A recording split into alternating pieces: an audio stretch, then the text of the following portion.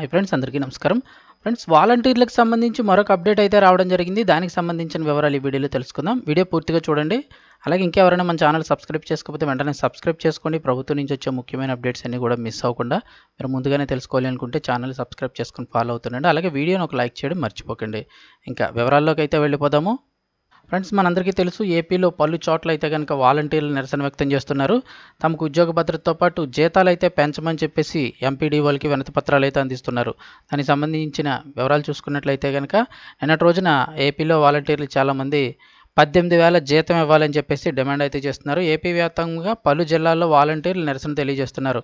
విధులకు గైర్హాజరవుతూ ఆడుదాం ఆంధ్ర కార్యక్రమానికి దూరంగా ఉంటున్నారు.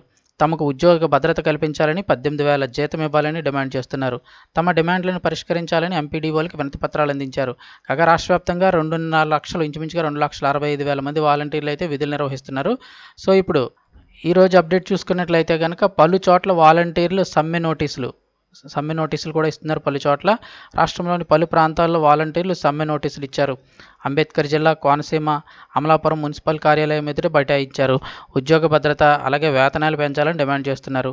ఇక మలికిపురంలో ఎంపీడీఓకి సమ్మె నోటీసు ఇచ్చారు. ఇక సచివాలయ ఉద్యోగుల మాదిరి రెగ్యులర్ చేయాలని, నెలకు కనీసం 18,000 జీతం ఇవ్వాలని వినతిపత్రం సమర్పించారు. అటు తూర్పుగోదావరి జిల్లా గోకవరంలో కూడా వాలంటీర్లు అయితే సమ్మెకి దిగారని అయితే చెప్తూ ఉన్నారు. మరి ప్రభుత్వం వీరి యొక్క సమ్మెపైన ఏ విధంగా స్పందిస్తుంది అనేది అయితే చూడాల్సి ఉంది.